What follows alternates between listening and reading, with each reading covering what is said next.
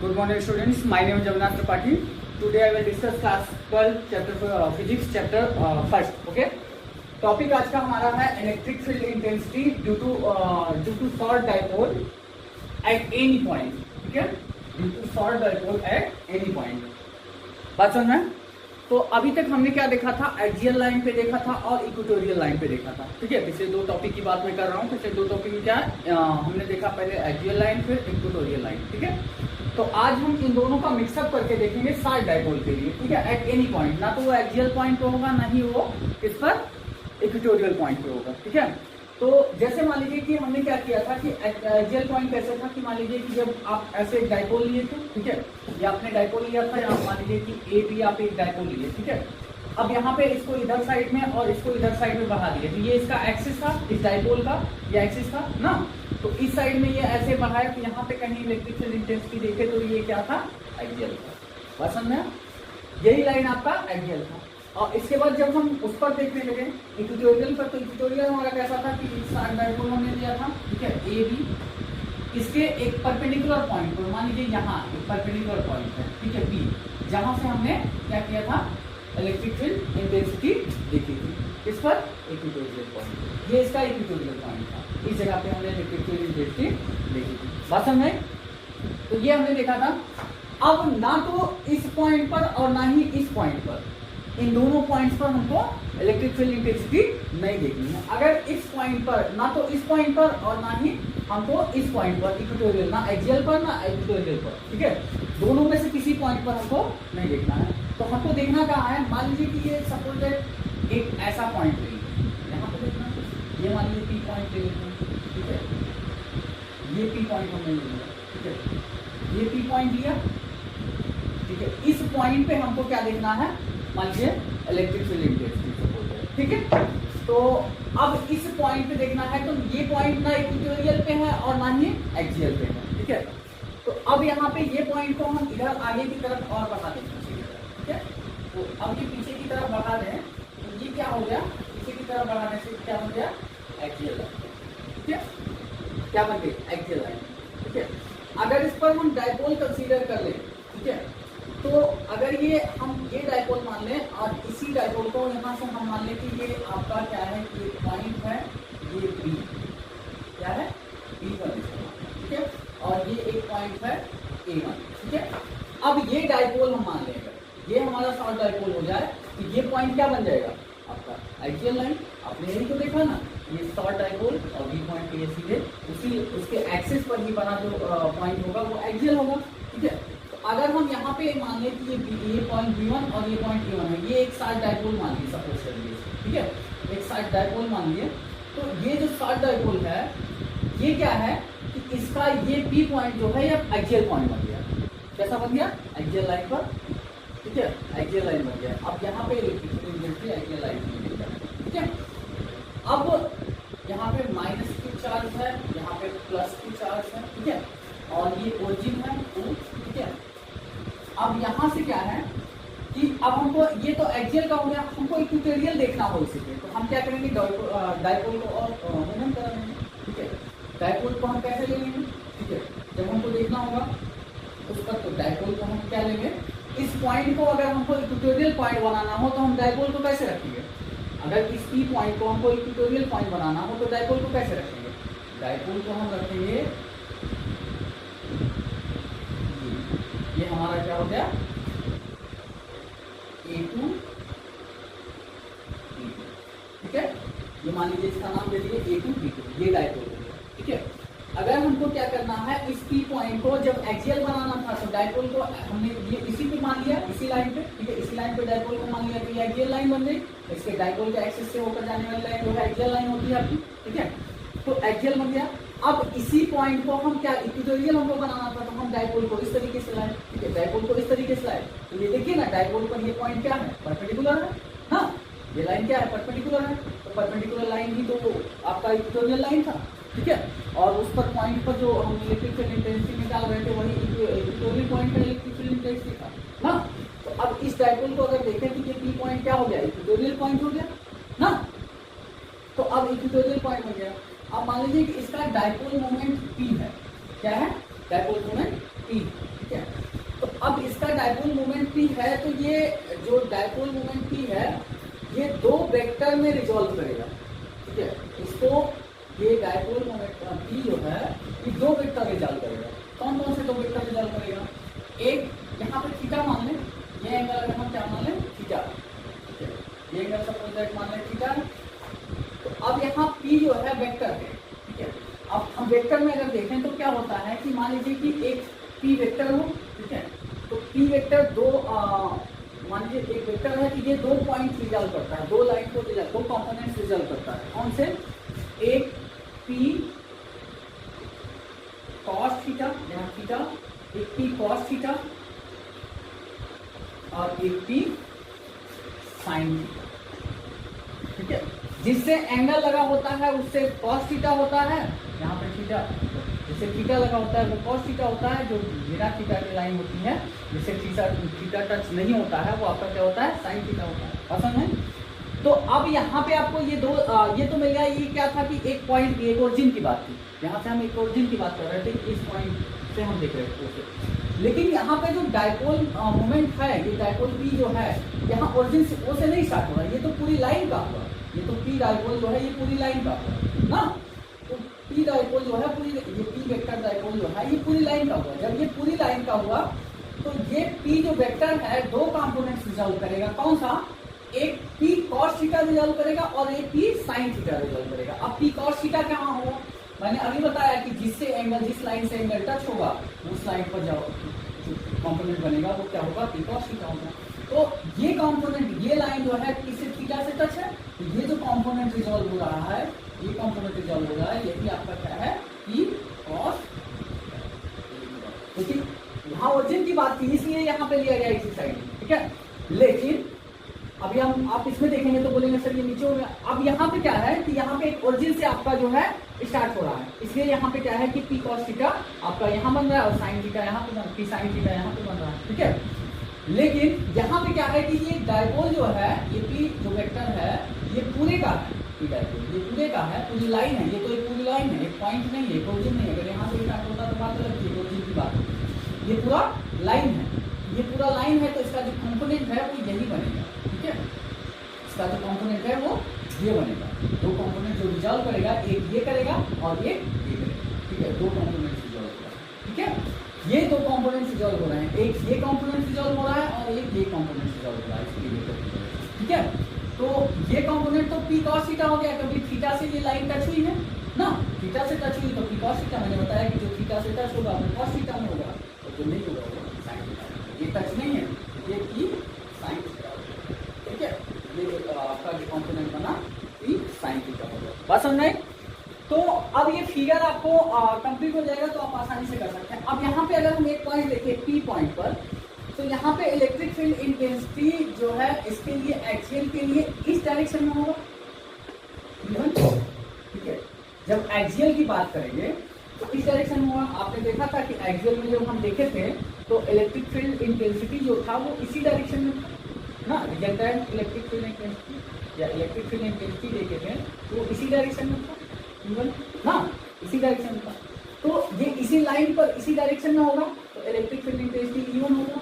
अब अगर हम इक्वेटोरियल की बात करें, किसकी बात करें? इक्वेटोरियल की बात करें, तो आप देखें कि जब इक्वेटोरियल पॉइंट आपका था तो ऐसे ही आपने लिया था डायपोल ए बी ना, यहाँ पॉइंट इक्वेटोरियल था और ये लाइन को ऐसे आपने मिलाया था, इस वाली तरह भी आपने देखा। तो वहां पे जो आपका रिजल्टेंट इलेक्ट्रिक फील्ड इंटेंसिटी बनी थी वो इसी के डायरेक्शन में, ऐसे ना इलेक्ट्रिक फील्ड इंटेंसिटी ऐसे बनेगी, ठीक है। किसके? इसके पैरेलल बनेगी, डायपोल के पैरेलल बनेगी। अब यहाँ पे डायपोल क्या है? डायपोल ये हुआ है ना, डायपोल ये हुआ है। तो डायपोल के parallel equatorial electric field intensity बनेगी ये ना, ये ठीक है। इसका रिजल्टेंट यहाँ पे E होगा, ठीक है। इन सब का नाम अगर दे दें तो ये M नाम दे दें, इस पॉइंट का नाम अगर दे तो ये पॉइंट M है, ये पॉइंट R दे देते हैं और ये पॉइंट M दे देते हैं, ठीक है। सबका नाम दे दें। अब हम क्या करेंगे कि इलेक्ट्रिक फील्ड इंटेंसिटी निकालेंगे, एक बार किसके लिए? एक्सियल के लिए और एक बार किसके लिए? इक्वेटोरियल के लिए। फिर हम क्या करेंगे? रिजल्टेंट निकालेंगे, ठीक है। और अगर हम मान लें कि ये पूरा E1 और E2 के बीच का जो एंगल है वो क्या है? अल्फा। तो मान लेते हैं कि E1 और E2 के बीच का एंगल क्या है, अल्फा। ठीक है, तो चलिए आप सोल्यूशन इसका सॉल्व करते हैं। फिगर आपको समझ में आ गया होगा अच्छे से। ठीक है, तो अब सोल्यूशन पे आते हैं, इसका सोल्यूशन कैसे करते हैं वो देखते हैं। ठीक है, तो सोल्यूशन पाते हैं। तो अब यहाँ पे क्या है कि सबसे पहले हमको पता है कि हम जो है एक्सियल में कैसे निकाले थे। एक्सियल के लिए ठीक है, इलेक्ट्रिक फील्ड इंटेंसिटी निकालेंगे। यहाँ लिखेंगे EFI मतलब electric field intensity at P on axial line on axial line of A1 B1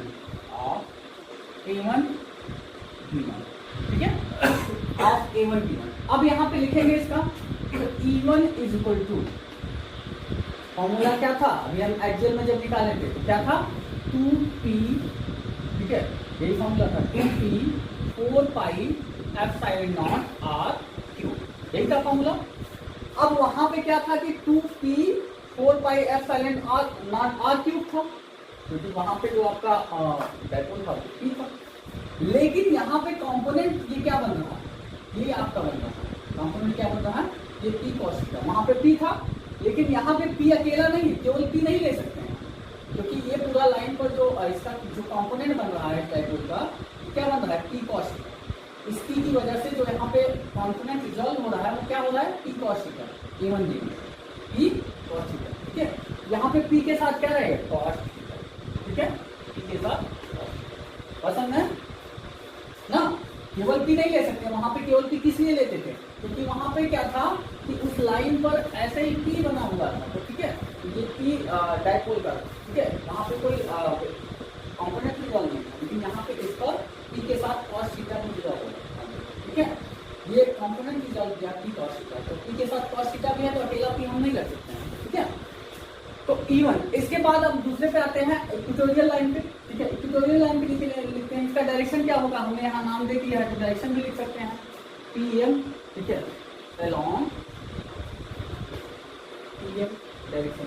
ठीक है, इसके बाद अब अगला आते हैं EF, इक्वेटोरियल के लिए EFI at P on equatorial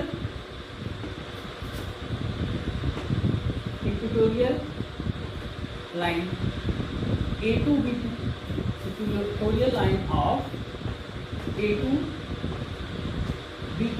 ठीक है, equatorial line of A2 B2। अब यहाँ पे इक्वेटोरियल लाइन A2 B2 की बात करें तो इस पे क्या हो जाएगा E2, ये वाला इलेक्ट्रिक फील्ड। ठीक है, E2 निकालें तो क्या हो जाएगा, इक्वेटोरियल में हमने क्या पढ़ा था, वहां पे 2P था, लेकिन यहाँ पे क्या था P 4 pi epsilon not upon R cube. अब यहाँ पे R क्यूब, इसके साथ भी क्या है कि P अकेला नहीं लिख सकते, P के साथ साइन थीटा है यहाँ कंपोनेंट बना हुआ। ठीक है, इक्वेटोरियल ये लाइन है, इक्वेटोरियल डायपोल ये है। ठीक है, इस पर यहाँ P पॉइंट पर अब ये इक्वेटोरियल यहाँ P पॉइंट बना। ठीक है, इक्वेटोरियल पॉइंट P बना, तो ये आपका जो कंपोनेंट हुआ है P साइन थीटा, जो आपका डायपोल बना है P साइन थीटा में, इसमें P साइन थीटा, तो P अकेला नहीं लिख सकते, यहाँ पे क्या लिखेंगे P साइन थीटा। जो डायपोल है आपका क्या है, डायपोल क्या है P साइन थीटा। ये P वेक्टर जो है दो कंपोनेंट रिजॉल्व किया था, P cos थीटा और P साइन थीटा। तो वहां डायपोल P था, इसलिए P लिखे थे यहाँ P साइन थीटा। ठीक है, ठीक है, वही डायपोल जो कंपोनेंट रिजॉल्व हुआ वही तो ये डायपोल है। ठीक है, तो अब यहाँ पे क्या किया P sine theta upon R cube. ठीक है, अलोंग इसका भी डायरेक्शन है क्या, अलोंग PN, क्या है PN। ठीक है, PN। अब ये दोनों हमको मिल गए, अब हम रिजल्टेंट दो इक्वेशन हमको मिल गए, इक्वेशन फर्स्ट मान लीजिए इसको या इक्वेशन सेकंड, या नहीं भी मानेंगे तो कोई बात नहीं। ठीक है, तो अब यहाँ पे क्या हुआ, रिजल्टेंट इलेक्ट्रिक फील्ड इंटेंसिटी हमको निकालनी है। तो resultant electric field intensity parallelogram में क्या निकालते थे, जब दो वेक्टर होता था, वेक्टर का रिजल्टेंट निकालते थे, तो वहाँ पे पैरेललोग्राम में कैसे निकालते थे, वो फॉर्मूला क्या होता था, net electric field, net E F I equal to vector में E1 square plus E2 square plus 2 E1 E2, ठीक है। E1 square plus E2 square plus 2 E1 E2, और यहाँ पे E1 और E2 के बीच में एंगल कितना बना है? Alpha, cos alpha. और समझना ये फॉर्मूला रिजल्टेंट का पैरेललोग्राम में वेक्टर चैप्टर में, ठीक है। पैरेललोग्राम में तो वहाँ पे क्या होता था, रिजल्टेंट का formula E1 square plus E2 square plus 2 E1 E2 cos alpha. हमने इस चैप्टर में भी आगे टॉपिक में पढ़ाया है आपको रिजल्टेंट, ठीक है, केस बताया है, ठीक है। तो अब यहाँ पे क्या है कि नेट इलेक्ट्रिक फील्ड इंटेंसिटी का ये फॉर्मूला है। यहाँ पे हम वैल्यू पुट कर देंगे इसकी, E1 की हमको पता है, E2 की हमको पता है। उससे पहले हम ये जान लें कि कॉस थीटा कॉस अल्फा, यहाँ पे देखें तो कॉस अल्फा को अगर हम देखें तो यहाँ कॉस अल्फा क्या है, दोनों के बीच में 90 डिग्री का एंगल है ना, अल्फा 90 डिग्री बन रहा है। आप देखिए तो ये ऐसे है, ये ऐसे परपेंडिकुलर, तो 90 डिग्री बन रहा है ना, ये ऐसे लाइन है, ठीक है, इस पर ये ऐसे परपेंडिकुलर, तो क्या बन रहा है, 90 डिग्री का एंगल बन रहा है। तो अल्फा आपका 90 डिग्री है, यहाँ पे क्या लिख दें कि cos 90 डिग्री की वैल्यू क्या होती है, 0। जब 0 होती है तो अगर यहाँ 0 रखे तो मल्टीप्लिकेशन में पूरा ये टर्म आपका क्या हो जाएगा, 0 हो जाएगा, ये पूरा टर्म 0 हो जाएगा। तो इस टर्म को हम छोड़ दें 0 वाले को, क्या तो उसको लिखने का कोई मतलब नहीं है। अब ये फिगर हम आपका इरेज कर रहे हैं, ठीक है, आपको ये बना सकते हैं। तो अब यहाँ पे क्या है कि ये टर्म 0 हो गया, तो आपके पास बचा क्या, net electric field E equal to root में E1 square plus E2 square, ठीक है।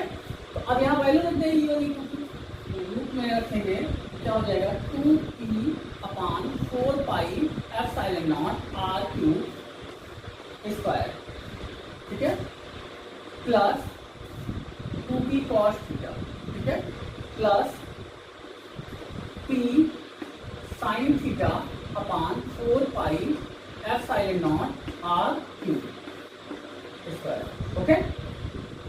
अब यहाँ पे क्या है कि 2p, अब यहाँ पे 2p यहाँ पे है और यहाँ पे p है, ठीक है। तो अब देखें तो p upon 4 pi epsilon naught r cube, p upon 4 pi epsilon naught r cube सब में है, तो कॉमन ले सकते हैं, ठीक है, तो कॉमन ले लेते हैं, p upon 4 pi epsilon naught r cube common ले लिए, स्क्वायर हो गया। ब्रैकेट में क्या बचा 2 cos थीटा, 2 cos थीटा का स्क्वायर प्लस साइन थीटा का स्क्वायर, साइन थीटा, यहाँ पे इसको यूज करते हैं, साइन थीटा का स्क्वायर, ठीक है। ये बना फॉर्मूला, ये आपका आया। अब इसको आगे सॉल्व करते हैं, इसको इरेज कर देते हैं यहाँ पे।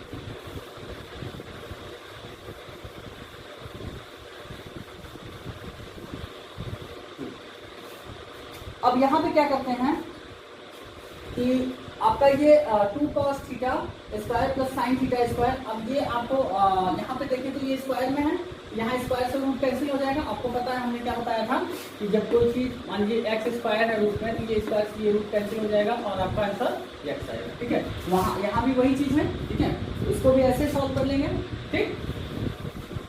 तो ये सॉल्व करेंगे तो क्या हो जाएगा, आपका बाहर आ जाएगा रूट से p upon 4 pi epsilon naught r cube बाहर हो गया, ठीक है, और रूट के अंदर आपको मिलेगा 2 cos थीटा का स्क्वायर होल स्क्वायर हो जाएगा, तो ये बन जाएगा 4 cos square theta, 4 cos square theta plus sine square theta, ठीक है, प्लस साइन स्क्वायर थीटा।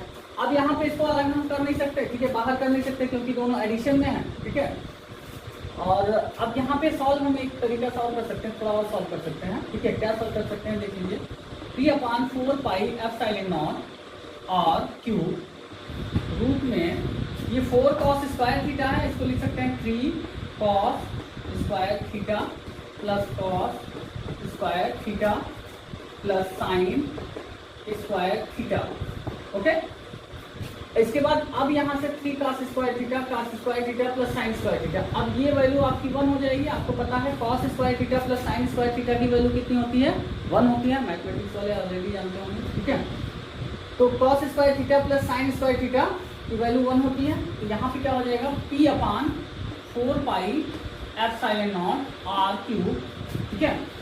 अब ये 1 हो जाएगा तो इसको हम क्या लिख सकते हैं, ब्रैकेट में लिख सकते हैं आपका 1 को पहले लिख सकते हैं 1 प्लस 3 cos स्क्वायर थीटा, ये लिख सकते हैं, ठीक है, 3 cos स्क्वायर थीटा।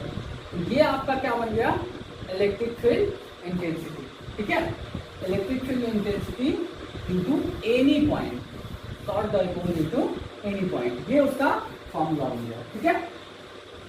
तो इसका भी डायरेक्शन आप लिख सकते हैं, क्या डायरेक्शन है इसका, आप वहां पे देखें तो रिजल्टेंट का डायरेक्शन पी आर, क्या है, अलोंग पी आर, यहाँ पे लिख दीजिए अलोंग पी आर, ठीक है, अलोंग पी आर, ठीक, फिगर में लिखा गया है पी आर, तो इसको आप देख सकते हैं।